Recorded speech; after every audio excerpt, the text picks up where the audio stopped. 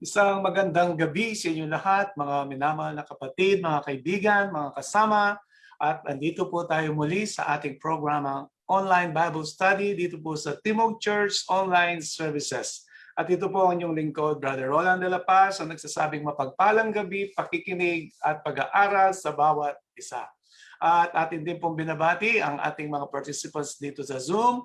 At ganoon din dito mga viewers po natin sa Facebook Live, nawa ang patuloy na pag-iingat ng ating Panginoon ang siyang sumainyong lahat. At tayo po ay mananalangin at upang anyayahan po ang presensya ng ating dakilang Diyos. Ama naming Diyos na nasa mga langit, sa gabi pong ito kami lumalapit sa inyong banal na paanan sa ngalan po ng aming Panginoong Jesucristo. Salamat po Diyos sa buhat lakas na patuloy naming taglay na nagmumula sa inyo at ganoon din sa pribileyo na kami makapag-aral ng iyong mga salita. At sa gabing ito, Diyos, aming hinihiling ang banal na Espiritu siyang magpaliwanag sa aming pag-aaral upang aming maintindihan ang iyong mga salita at inyong banal na kalooban. Ingatan niyo po kami sa pandemya, patawarin kami sa aming mga pagkukulang laban sa inyo. Ito ang aming dalangin, alang-alang po sa matamis at banal na pangalan ng aming Panginoon Hesus. Amen. At sa muli ay magandang gabi sa inyong lahat. At kung meron po kayong prayer request, pwede niyo pong i-type sa ating comment box upang mamaya ay sama-sama po natin itong ipanalangin. Kung meron po kayong kakilala, kaibigan na gustong imbitahan sa ating programa, at pwede niyo po silang anyayahan. At ganun din kung gusto niyo mapanood ang ating mga presentations mula February 20, 2021 hanggang sa panahong kasalukuyan, ay pwede niyo pong panoorin sa ating YouTube channel. Search nyo lang po ang Roland de la Paz and then mag-subscribe and then i-press po ang notification bell upang sa ganun kapag tayo po ay nag-upload ng mga bagong videos, kayo po ay ma-notify nyong mapanood. At sa gabi pong ito ay meron po tayong pag-aaral at ito po ay pinamagatan pong The Millennium. The Millennium. At ito po ay napakagandang pag-aralan lalo na po sa mga naghihintay sa pangalawang pagparito ng ating Panginoon. Ang paghahanda ay napakahalaga po, no? At nawa ang bawat isa ay may handa po natin ng ating mga sarili upang sa ganon ay tayo po ay matagpuan na handa ng ating Panginoon. At ang lahat ay makasama sa kaharian na niyang hinanda para sa lahat po ng mga hinirang. Yung mapagpasakop sa kanyang kalooban at masunurin sa kanyang kautusan. The Millennium in the Book of Revelation. Ang Millennium po ay makikita po natin sa Revelation chapter 20. Bagamat meron tayong gagamiting iba't ibang mga talata mula sa iba't ibang aklat po ng banal na kasulatan, ito po ay matatagpuan po sa isang chapter ng pahayag. Ito nga ang Revelation 20. Pag sinabi po nating millennium, mille ay ibig sabihin ay 1,000 or 1,000. Ang annum, ibig sabihin ay year. So millennium signifies 1,000 year. Kailan ito mangyayari at ano ang kailangan nating ihanda? Ito po ang ating pag-aaralan. So when will the last judgment take place and what will happen to the wicked? So lalahanin po natin, meron pong nagaganap na tinatawag na investigative judgment, no, sa kasalukuyan. At meron din pong magaganap na tinatawag po na in general term, yung pong ating pong mga regalo o reward, no, ay yan ay makakamtan. Yung pong last judgment na tinutukoy, siyempre meron pong executive judgment and the final judgment. Ha? At ang katulad po na ito ay kailangan nating matutunan. So, when will the last judgment take place and what will happen to the wicked? Yun nga po ang pag-aaralan natin dito. Will they be punished? Sila ba ay parurusahan? The book of Revelation tells of a universal war. Well, will it take place? Meron din binabanggit po ang aklat ng pahayag o Revelation sa Revelation chapter 16. At ito po ay tinawag na universal war o kaya po ay digmaang pangkalawakan. At ito po ay saan magaganap? Ito po ay magaganap dito po sa mundong ibabaw. At yan po ang mga pag-aaralan natin. At isa pa, it also mentions the millennium, what does it consist of? So ito po 1,000 taon na ito, ano po ang magaganap sa panahon na yan? What will be the devil's vacation? Ano yung tinatawag na bakasyon ni Satanas? Yan po ay pag-aaralan, pag-usapan din po natin sa ating pong topic sa gabing ito. At naway handa na yung ating mga Bible, pwede nyo ikumpara, kuya papel, lapis, or ballpen, para inyo pong mailista ang mga talata at may kumpara nyo po mamaya upang lalong maging malinaw sa ang ating pag-aaral. Tayo po'y magpapatuloy. The development of events. No? Ano po yung pagkasunod-sunod ng mga kaganapan o pangyayari. Yan. So, ito po ang kasunod. Today, it is still possible to be saved. Bukas pa po yung pintuan ng awa. Ito po ay inihahambing sa panahon ni Noah. For 120 years ay sila tinatawagan ng ating Panginoon sa pangunguna ni Noah. No? And then po ay hindi po sila sa tumugon sa panawagan hanggang sumara po yung pintuan ng awa. Ito po ang tinatawag na biyaya. Yung pong tinatawag po na close of probation o pagsara ng palugit. Meron pong palugit na binigay ang Diyos para sa sangkatauhan dito po sa mundong ito. At bagamat tayo nasa ilalim po ng biyaya, yan po ay magtatapos. No? So we are living in the time of grace. Ito nga po yun. With what urgent petition does God address humanity? Ano po yung napakahalaga na panawagan ng ating Diyos para po sa sangkatauhan? So Revelation chapter 14 verses 6 to 7. And I saw another angel fly in the midst of heaven, having the everlasting gospel to preach unto them that dwell on the earth, and to every nation and kindred and tongue and people, saying with a loud voice, Fear God and give glory to him. For the hour of his judgment is come, and worship him that made heaven and earth and the sea and the fountains of water. So ito po yung tinatawag na first angel's message. Kung natatandaan niyo po yung mga pasimula na ating mga topics, ito po ang isa doon, yung first angel's message. Pwede niyo po panoorin yan sa ating pong YouTube channel. And then, ang sabi po dito, ay kailangan tayo ay nakahanda dahil merong kahatulan na nagaganap po sa kasalukuyan. At ang judgment po na yun na tinatawag na investigative judgment o kaya po ay masusing paghatol.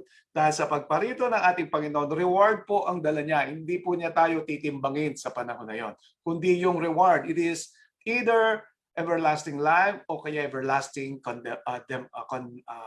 damnation. No? Damnation. So ang sabi po ng panawagan ay kailangan tayo matakot sa Diyos o kaya po ay atin siyang bigyan ng respeto, galang o sumunod sa kanyang kalooban, sa kanyang kautusan at siya ay ating huwalatiin. No?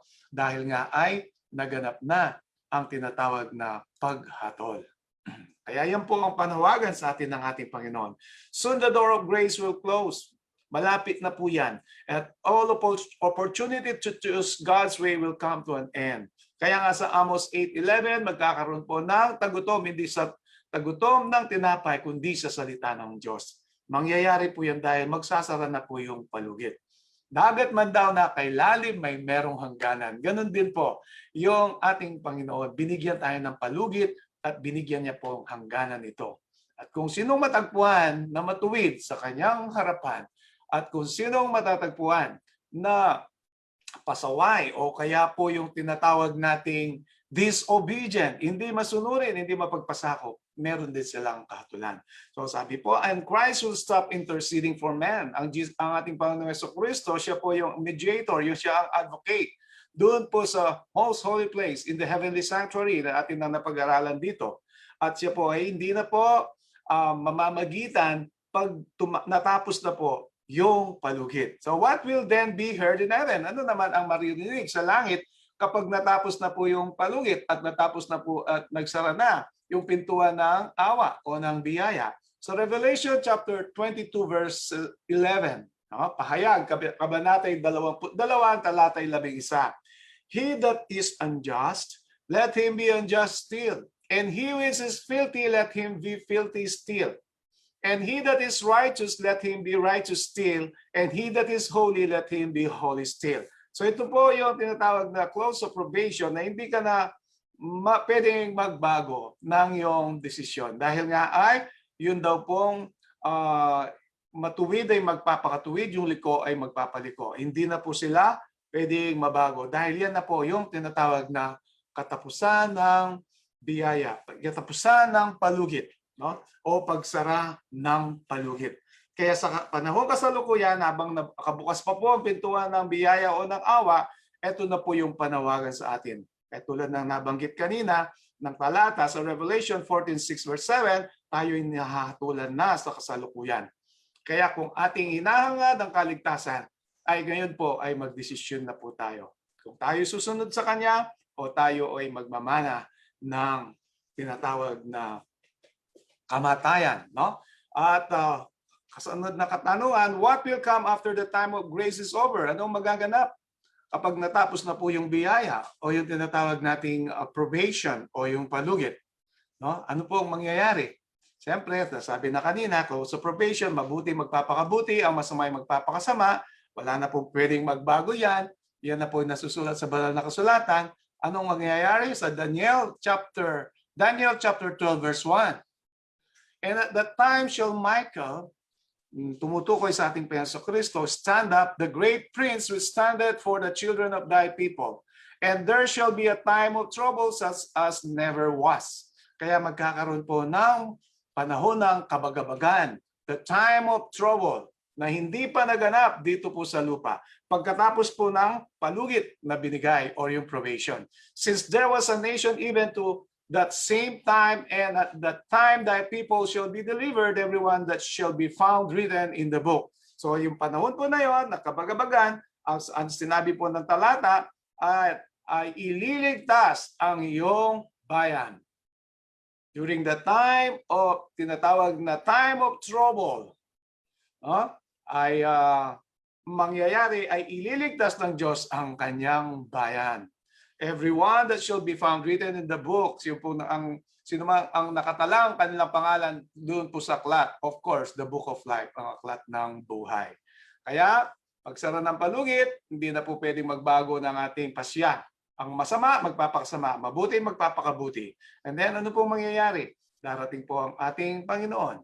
No? Magkakaroon po ng panahon ng kabagabagan at ililigtas ng ating Panginoon ang kanyang bayan, ang lahat po na nakatalaon matagpuan na nakasulat ang pangalan doon po sa aklat ng buhay. Yan. What is the name of the terrible war that will break out during the sixth plague? So ang seven plagues ay nasa Revelation 16. So meron pong ika-6 na salot, no? Ano daw ang mangyayari doon sa panahon na yon? Si ika-6 na salot. Siyempre, ika-7 salot, between 6 and 7 plague, ay darating po ang ating Panginoon. No? Darating na ang ating Panginoon upang sunduin ang kanyang mga hinirang o bayan. Bakit po? Tutunghayan po natin sa gabi ito. In the Revelation chapter 16 verse 16, and he gathered them together into a place called in the Hebrew tongue Armageddon. Kaya meron pong the Battle of Armageddon. Ito po ay spiritual at literal po na pakikibaka. No? At ito yung mangyayari ay tiyak. Ano po ang mangyayari? Dalawa lang, mabuti at masama. At sila po ay magkakaroon ng digmaan. And then, meron pong tinatawag na literal din na digmaan na magaganap. At siyempre, magulo na po yung sanlibutan dahil meron pong 7 salot na magaganap sa panahon na yon. At ito nga ang ika-6 na salot. No? And then, who will win this war? No? Kung gusto nyo pong panoorin, at ang ating pong mga topics doon tinatawag na sa 7 last plague, nandyan po yan sa ating pong YouTube channel. No? So, who will win this war? Christ will be the great victor, of course. Siya po ang tiyak na mananagumpay. Dahil siya'y nanagumpay na, siya muli mananagumpay, lalong higit para sa kanyang bayan. So sa Revelation chapter 19 verses 13 to 16, ang sabi po ng Bible, and he was clothed with a vesture dipped in blood, and his name is called the Word of God. Sino po yung the Word of God? John 1:1, in the beginning was the Word, and the Word was with God, and the Word is God. So ang ating Panginoon Jesucristo. So, and the armies which were in heaven followed him upon white horses clothed in fine linen, white and clean. Pagpatuloy po ng mga talata, and out of his mouth goeth a sharp sword, that with it he should smite the nations, and he shall rule them with a rod of iron. So sa mga tweet, pag sinabi pong sword, ito'y tumutukoy sa judgment, no? Sinabi pong espada or sword, no? And then he treaded the winepress of the fierceness and wrath of Almighty God. Ito po yung alak ng kagalitan ng ating Diyos. And he had on his vesture and on his thigh a name, King of Kings and Lord of Lords. Yan po ang masasaksiyan natin. Darating ang ating Panginoon Kristo kasama ang laksa-laksang mga anghel. May dala pong matalim na tabak na tumutukoy sa paghatol, at ganun din ay anya pong dala-dala ang gantimpala sa mabuti at sa masama. At events at the beginning of the millennium. So, 1,000 years, anong mga kaganapan dito sa panahon na yon? So, ang atin ang napag-usapan, bago sa millennium, anong magaganap? No po? Sa kasalukuyan, meron pong imbitasyon. No? Meron pong panyaya ang ating Panginoon. And then, magsasara po, matatapos ang panyaya. Magsasara yung palugit o yung panawagan o imbitasyon, at yung pong tinatawag na pintuan ng awa, no, o grace, ang biyaya ay magsasara po. At ang ating mga tinatawag na ugali, it's either na magiging mabuti o kaya'y masama. Dalawa lang po. And then ang mangyayari po, masasaksihan po natin 7 huling salot. Yung mga matuwid sa harapan ng Panginoon, hindi sila masasaktan ng 7 huling salot. Yun naman pong mga masasama, sila'y masasaktan ng 7 huling salot. Mga nakatulog o nangamatay sa panahon ni Adan hanggang sa pagparito ng ating Panginoon na nandyan po sa libingan, sila ay tatawagin at sila po ay mabubuhay na mauli. Upang yung mga buhay, no, na mga matuwid sa harapan ng Panginoon, sila ay sama-sama, sabay-sabay, nasasalubungin ng ating Panginoon sa alapaap. And then, ano pong mangyayari? Yan nga po ang pasimula ng 1,000 taon, millennium. So what event will mark the end of the world and the beginning of the 1,000-year period? Yan na po yung nabanggit ko na kanina. Ano ngayon ang mangyayari dito sa 1,000 year? Okay, so Revelation chapter 14 to 16. And I look and behold a white cloud, and upon the cloud one sat like unto the Son of Man, having on his head a golden crown, and his hand a sharp sickle. Kung kanina ay sword at tabak o judgment, ito naman po ay sharp sickle. Ibig sabihin siya ay mag-harvest. At sino nga-harvest po? Ang ating Panginoon. Sino aanihin? Ang mga matuwid. At ganun din yung masama upang dalhin po doon sa tinatawag na kahatulan para sa mga masama. And then naman yung matutuwid ay kanyang isasama doon po sa langit sa loob ng 1,000 taon. And another angel came out of the temple, crying with a loud voice to him that sat on the cloud, thrust in thy sickle and reap, for the time is come for thee to reap, for the harvest of the earth is ripe. So merong isang anghel. Ang tinig niya, ang sinabi niya po, no? Sinabi sa malakas na tinig ay inyo na ang anihin dahil hinog na ang sanlibutan. And he that sat on the cloud thrust in his sickle on the earth, and the earth was ripped. Kaya nga ay inani na. Kaya nga ngayon makikita natin ay merong aanin, yung mabuti at ang masama. Iwalay ang pag-aani, pero ang katiyakan, merong anihan. No? At ang mag-aani alang iba kundi ang ating Panginoon na sa kasalukuyan, siya po yung ating tagapamagitan. Yung ating mga confession, yung ating mga prayers, sa Kanya lahat dumadaan. At ganun din patungo sa Ama, no? At ganun din yung ating mga biyaya nang gagaling sa Kanya, yung habag, yung awa mula sa luklukan ng ating Diyos o luklukan ng awa, yung Shekinah doon sa most holy place, the mercy seat. So ngayon, yan po magaganap bago po yung millennium, no? And then, sabi po, after a great earthquake, what will happen to those who have died in Christ? So ikapitong salot ay malakas na lindol.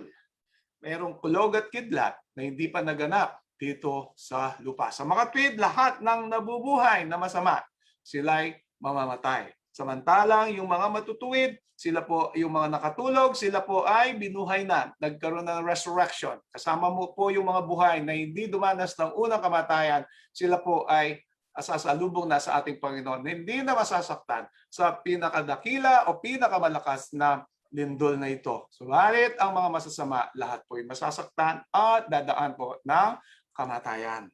And then, so 1 Thessalonians chapter 4 verse 16, for the Lord himself shall descend from heaven with a shout, with the voice of the archangel, and with the trump of God, and the dead in Christ shall rise first. So merong mabubuhay mula sa panahon ni Adan na mga matutuwid sa harapan ng Panginoon, sila ay bubuhayin muli. No? Yung mga matutuwid lamang.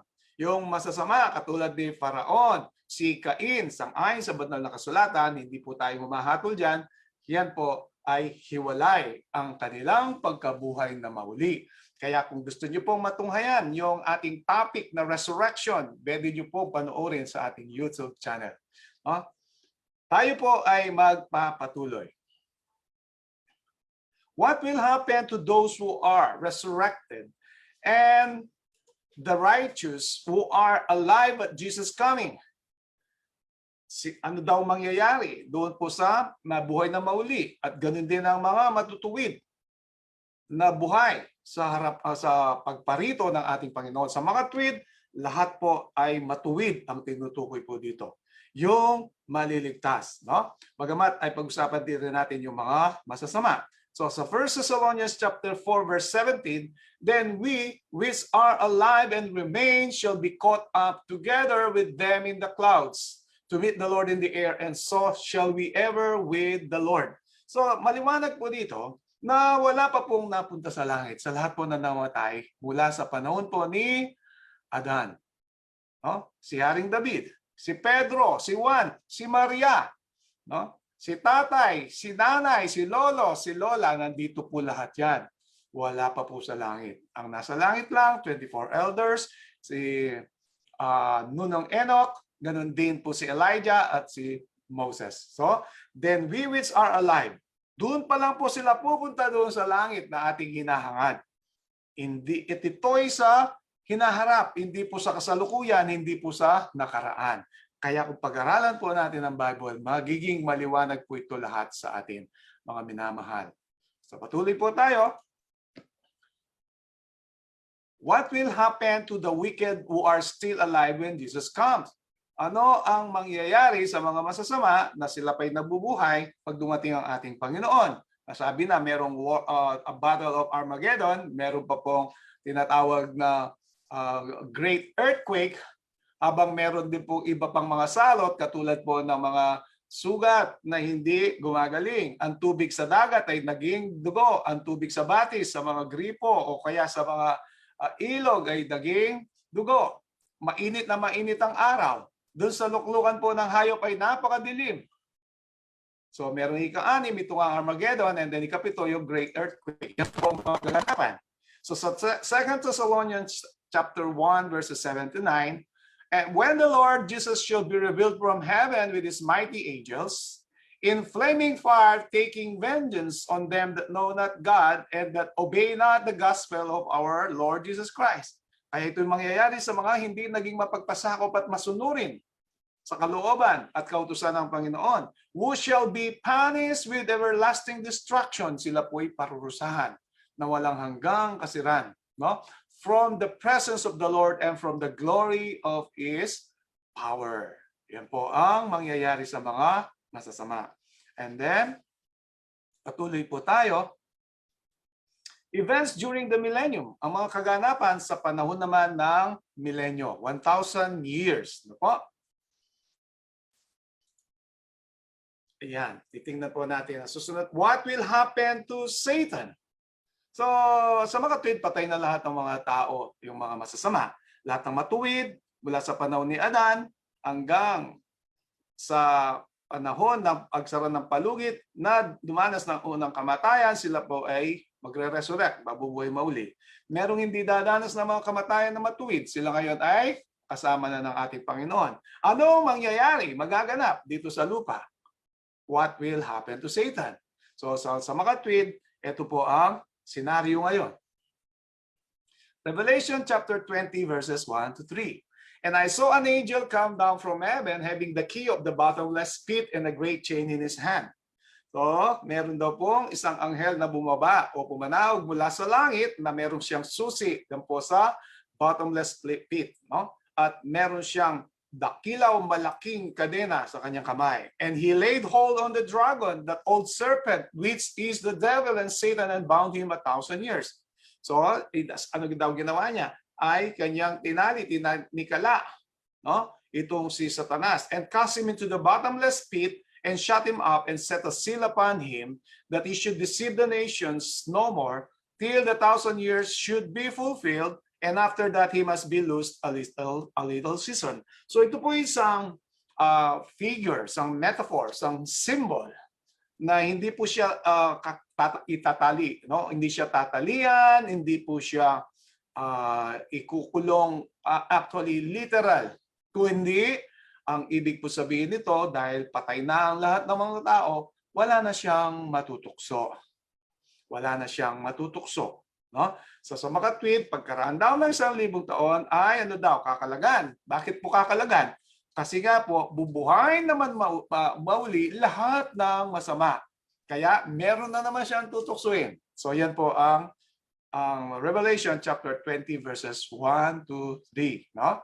Kaya siya ay symbolically kinapos, tinali dahil wala po siyang matutukso. Patay lahat ang mga tao. What will the earth be like during the 1,000 years? Ano kaya ang itsura ng lupa sa loob ng 1,000 taon? So meron pong 7 last plagues.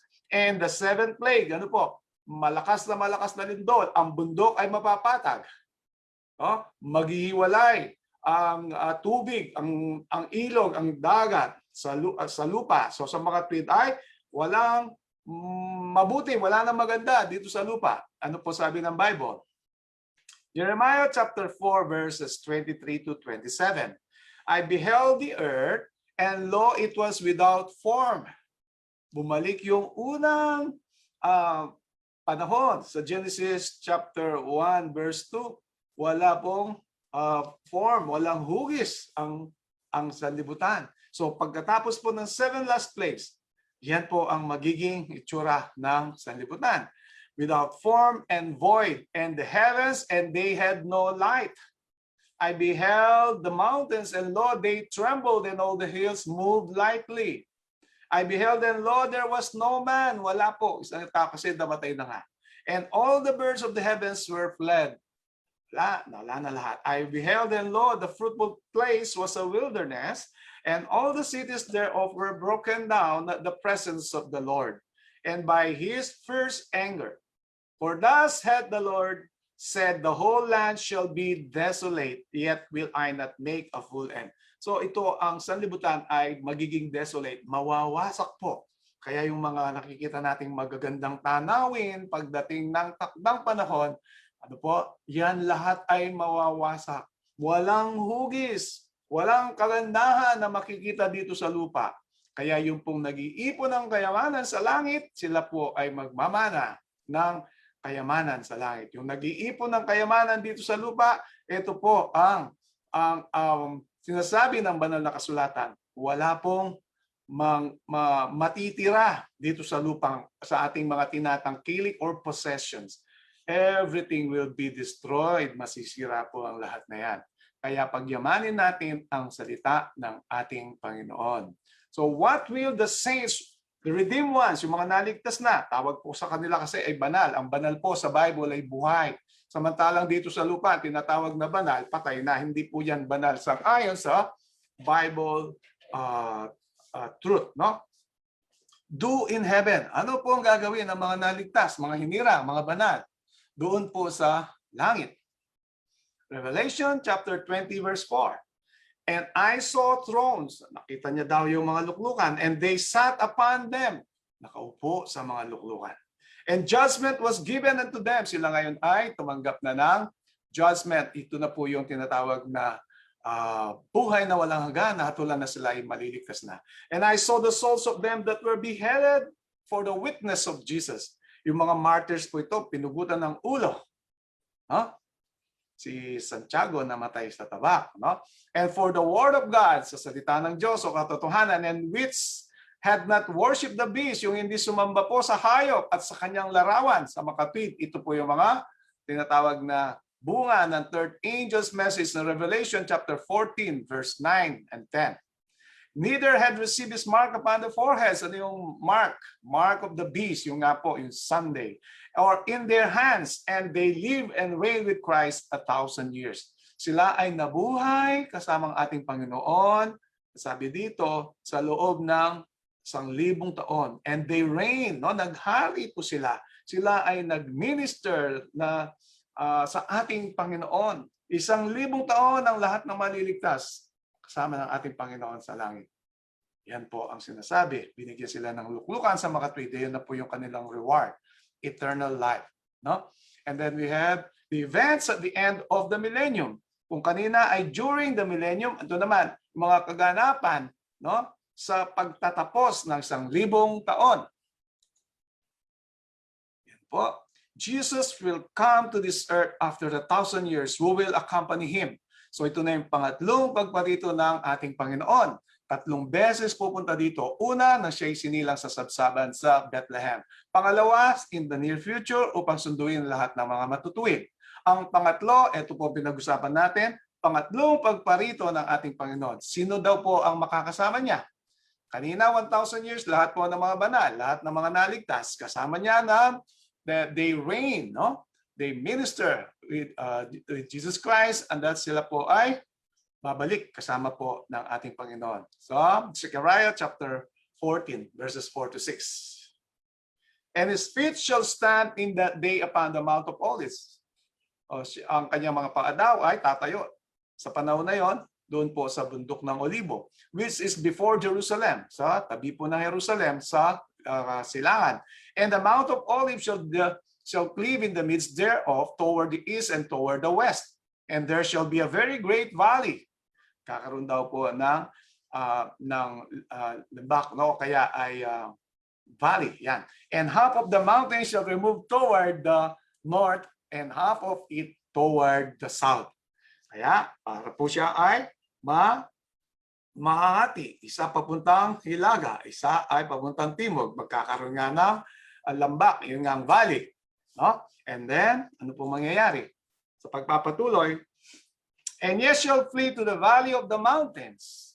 For the valley of the mountains shall reach upon Azal. Ye shall flee like as ye fled from before the earthquake in the days of Uzziah king of Judah. And the Lord my God shall come and all the saints with thee. So, sa mga darating ang ating Panginoon kasama lahat ng mga banal at o ng mga naligtas sa pangatlong pagparito ni Jesus Christ. And it shall come to pass in that day that the light shall not be clear nor dark. So sa pangatlo, pagparito ng ating Panginoon, kasama niya lahat ng mga banal. Kaya nga sinabi po sa 2 Corinthians chapter 6 o 1 Corinthians chapter 6, sila'y hahatol ng mga anghel. No? So patuloy po tayo. So, di ba yan ay hahatulan din ang mga tinatawag na masasama or fallen angels, nahulog na mga anghel. Ganun din ang lahat na po ng mga masasama. Kaya, ano pong mangyayari? What did the Apostle John see coming down from heaven? Sila ay paparito na po ngayon. Anong nakita naman ni Juan, no? The Revelator, John the Revelator, mula po sa langit. Revelation 21 verse 2, and I, John, saw the holy city, New Jerusalem. Nakita niyo po yung New Jerusalem. Coming down from God out of heaven, prepared as a bride adorned for her husband. Yan. So, New Jerusalem, siya po ang ikakasal sa ating Panginoong Jesucristo. Na ibig sabihin, hindi na sila maghiwalay. Hindi katulad noong unang panahon, siya ay namatay sa nabayubay sa krus ng Kalbaryo, siya ay nahiwalay doon. So, ngayon po, ang lahat na maliligtas, sila po ay magiging witness. Alalahanin po natin yung parable of 10 virgins. sila po ay magiging witness, no? And then yung mga wise, sila po ay kasama na magiging saksi sa pag-iisa ng ating Panginoon at ng New Jerusalem. Okay? So what will happen to those still in their graves? The wicked. So ano daw mangyayari sa lahat doon na nasa libingan, yung mga masasama? Dahil nga po ang sanlibutan na ito ay nawasak na, ay tila baga naging ilang. At lahat ng mga masasama ay naiwan na natili dito po sa lupa. At ano daw po ang mangyayari sa kanila? Samantala, ang ating Panginoon ay darating sa pangatlong pagkakataon kasama lahat ng mga naligtas. Po, kasama lahat ng mga naligtas. Ano daw mangyayari sa mga masasama? Ano sabi po ng banal na kasulatan? Revelation chapter 20 verse 5. But the rest of the dead lived not again until the 1,000 years were finished. This is the first resurrection. So meron na pong first resurrection. Of course, pag-aralan na rin natin resurrection, meron special resurrection. The 144,000 at lahat po ng mga naging greatest opposition of the truth during the time of Jesus Christ. Yung tumusok sa kanyang pag-iliran, si Caiaphas and Ananias, the high priest, at marami pang iba. And then, dito po anong mangyayari? Yung tinatawag na bubuhay ng lahat ng mga masasama. No? And then, patuloy tayo. What will happen to Satan? Kanina, nabanggit na. Siya ay nakatali sa makatwid baga. Ito isang larawan o simbolo na wala siyang matutukso. Ngayon ay bubuhay na mauli yung mga masasama. Anong mangyayari kay Satanas? Revelation chapter 20 verse 7, and when the 1,000 years are expired, Satan shall be loosed out of his prison. Siya ngayon po ay palalayain, kakalagan. Na yun nga, sinabi ko, dahil walang matutukso, ngayon may bubuhay na masasama, meron na naman po siyang tutuksoin sa makatwid. Siya ay pinalaya uli. Binigyan pa ng huling pagkakataon upang tuksuin ang kanyang matutukso. What will fall from heaven as Satan and the wicked move to attack the city? Kanina merong nakita si Juan mula sa langit, bumaba ang New Jerusalem. Itong mga binuhay na masasama, kasama si Satanas, ano daw, tatangkaihin na agawin ang New Jerusalem. Habang kanilang pinagtatangkahan na agawin ang New Jerusalem, ano daw po ang bababa mula sa langit? Revelation chapter 20 verse 9, and they went up on the breadth of the earth and compassed the camp of the saints above and the beloved city, and fire came down from God out of heaven and devoured them. So, pinaikutan nila ang New Jerusalem. Habang bumababa po ang New Jerusalem, no? At sila ay sama-sama na susugurin ng kangang agawin. At sa pagkakataon na yon, ano daw mangyayari? Magpapaulan ng apoy ang ating Diyos mula sa langit. At yun po ang mangyayari sa hinaharap. No? What will God do with the earth after it has been purified? So yung tinatawag po nating purification, yung hell, sa hinaharap pa po yan. Yan po sinasabi ng Revelation chapter 20 sa pangatlong pagparito ng ating Panginoon after the millennium, kasama lahat ng mga banal na naligtas. At ngayon ang aagawin ng lahat na binuhay na masama, kasama si Satanas, at magpapaulan ng apoy. Kaya yung pong impyerno na sinasabi natin ay wala pa sa panahon pong ito. Wala pa po. Ang sabi po ng Bible, sa hinaharap. At the third coming of our Lord Jesus Christ after the millennium. No? Yan po ang magiging impyerno. Pwede po nating pag-aralan din po yan sa mga darating na panahon. So 2 Peter chapter 3 verses 11 to 13.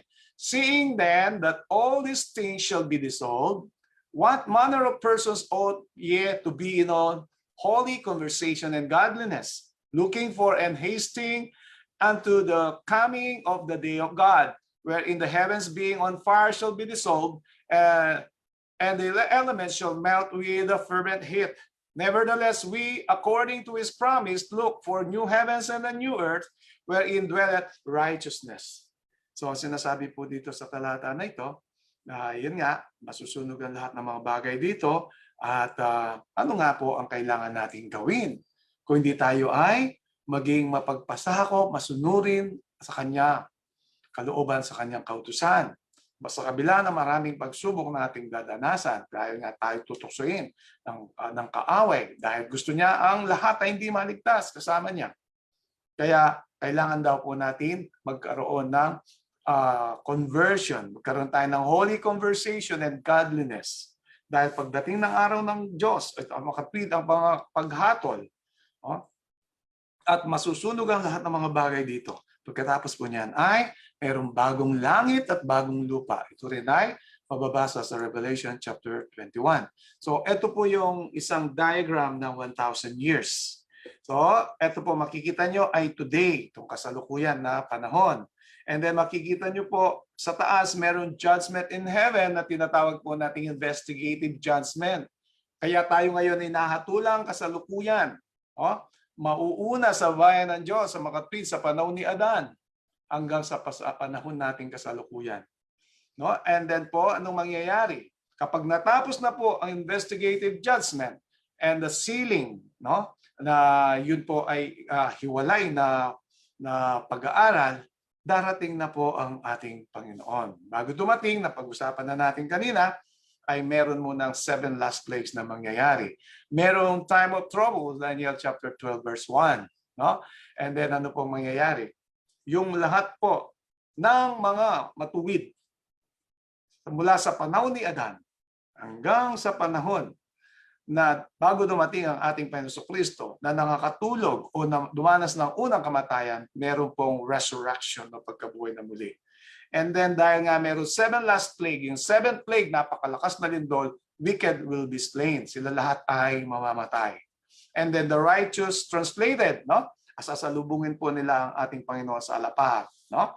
And then ano pong kasunod nun? Yung pong ang millennium, Satan bound dahil wala siyang matutukso.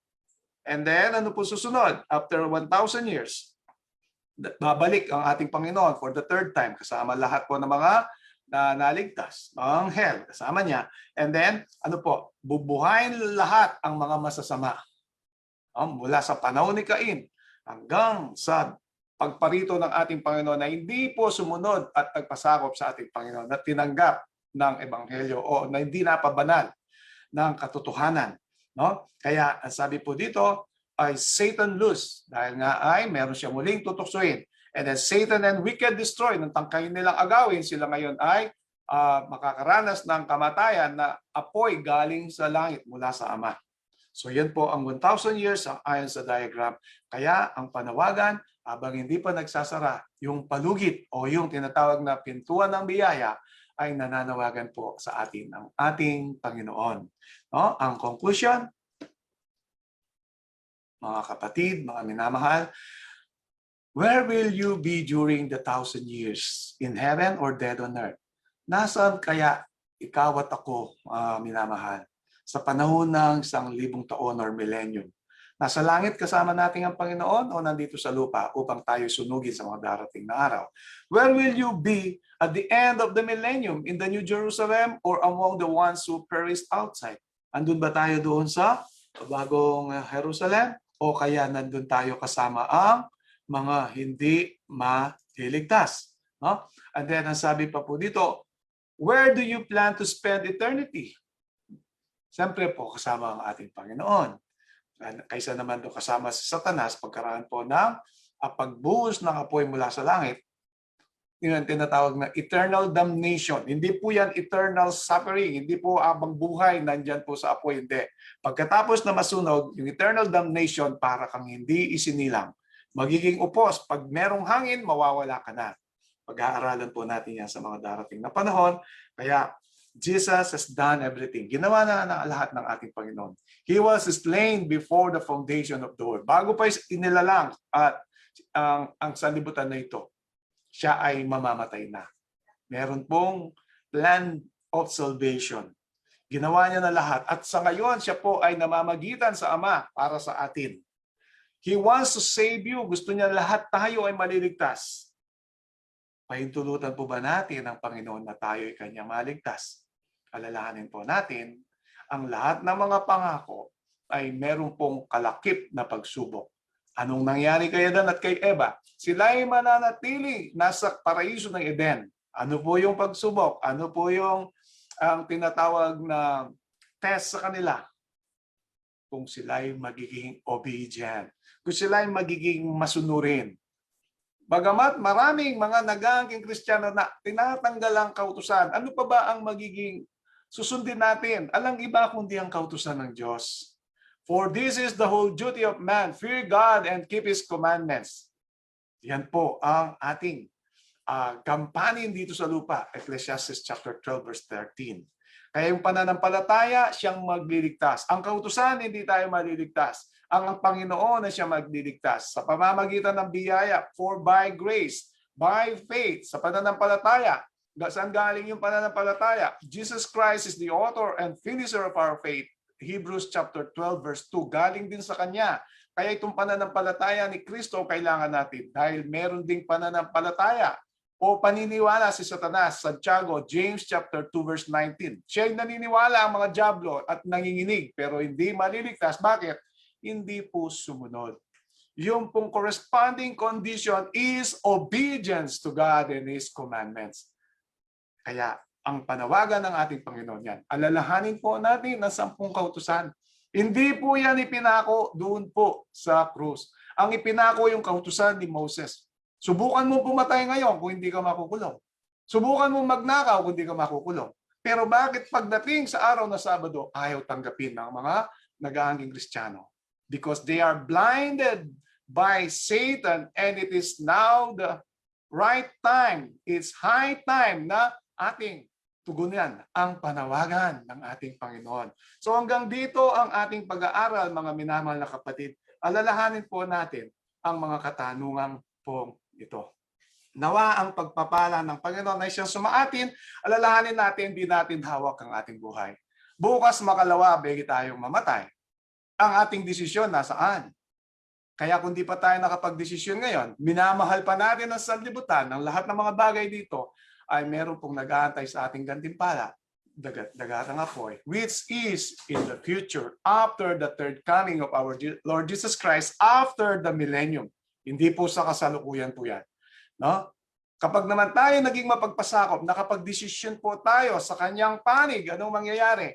Buhay na walang hanggan sa kabila ng mga pagsubok, pagtukso ng ating kaaway. Nangyari kay Adan, nangyari kay Eva, nangyari kay Abraham, kay Isaac at kay Jacob. Nangyari kay Moses, nangyari kay Noah at ating sa mga apostoles, sa mga martyrs, sa atin, sa kasalukuyan. Pero merong pong nanagumpay kasama ang ating Panginoon. Sa pamamagitan ng pananampalataya sa ating Panginoon, tayo po ay makakatayo. So dito po nagwawakas yung ating pong Bible study at tayo po ay mananalangin. Ama naming Diyos na nasa mga langit, sa gabi pong ito kami nagpapasalamat sa inyong mga salita na aming napag-aralan at tunghayan mula sa banal na kasulatan tungkol po sa 1,000 taon o ang milenyo at ang mga kaganapan bago at pagkatapos nito. Salamat po sa patuloy niyong paanyaya sa bawat isa sa amin. Kami manumbalik sa inyo, aming talikdanan lahat ng kasamaan. Mahiwalay po kami sa kasalanan na siya po ang pagsalangsang sa inyong kautusan.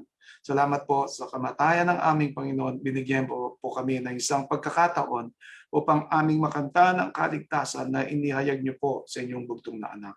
Patuloy naming dinadalangin ang programang ito. Ang lahat po ng mga participants sa Zoom, ganun din ang viewers dito po sa Facebook. Nadalangin po namin ang Domingo family, Ben and Mildred, Juancho, Miguel, at ganun din po si Mia Cyrus, at Godfrey and Divina, and Daniel Stormy, si Cristina de Rosario, Army Lee Muli, at Christian John Muli. At dinadalain po namin si Sister Rose Porte sa kanyang karamdaman, at ganun din o Diyos si Sister Lydia. Kayo po dakilang magagamot, ay niyo po silang ipuwing sa inyong mapagpalang kamay. Ang complete recovery ni Sister Glessy Relermo, at ganun din dinadalain po namin si Coleds at Conte de la Paz sa kanilang mga karamdaman. At umasa po kami sa inyong kapangyarihan, pag-ibig at habag. At ganun din, patuloy namin dinadalangin si Dr. Gutneck, at ganun din si Dr. Idol Suarez, at ang recovery din po ni Elder Stefano Lacorte. At sa lahat po ng mga umaasa sa inyong kapangyarihan na nasa ICU po ngayon, si Virilio Dumandal, at ang kanyang mga mahal sa buhay. Nawa, O Diyos, ay patibayin niyo ang kanilang mga pananampalataya at ganoon din, O Diyos. Dinadalangin namin ang bawat pamilya na nandito ngayon at ang inyong bayan na ingatan niyo sa pandemya, ipagkaloob niyo sa amin pangangailangan sa araw-araw at nawa ang katwiran ni Kristo ang aming makamtan. Mahabag po kayo sa amin at nawa, O Diyos, patawarin kami sa lahat ng aming mga pagkukulang pagkakasala. Nadalangin din po namin ang mga interested souls ang makakapanood ng programang ito at ang mga topics po namin. Ang mga candidates for baptism, naway ingatan niyo po sila. At ganoon din, O Diyos, ay tulungan niyo po kami na aming mahalin ang kagandahan ng kabanalan na inahayag sa inyong bugto na anak. At nawa rin ito ay kita sa inyong bayan at lalong higit sa panahong kasalukuyan, O Diyos, sa pandemyang ito. Ang bawat isa ay pagtibayin ng pananampalataya at lalo pong maging tapat hanggang sa wakas upang ang pangako po na langit na bayan ay aming makamtan, makasama kayo sa buhay na walang hanggan. Itong aming dalangin, O Diyos, inyong dinggin, alang-alang po sa matamis at banal na pangalan ng aming Panginoon Jesus. Amen. At wala po akong nakikitang katanungan dito po sa Facebook at ganoon din dito sa Zoom, wala po tayong nakikitang katanungan. Maraming salamat po sa inyong panunood. Patuloy po tayong magsama-sama sa pag-aaral po ng salita ng ating Panginoon upang magbigay po ng katatagan ng pananampalataya. So hanggang dito po, mga minamahal na kapatid, mga kaibigan at mga kasama, ang ating programa. Ito po ang inyong lingkod na nagpapaalam na, Brother Roland de la Paz, na nagsasabing, stay safe and healthy. God bless everyone.